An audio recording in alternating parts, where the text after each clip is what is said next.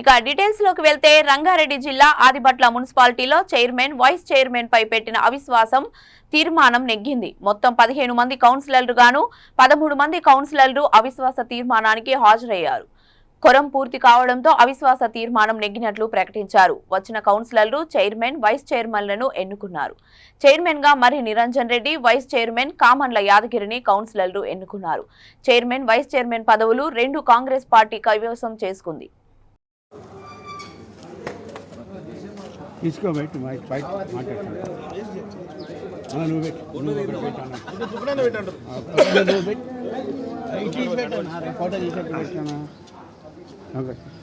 thank you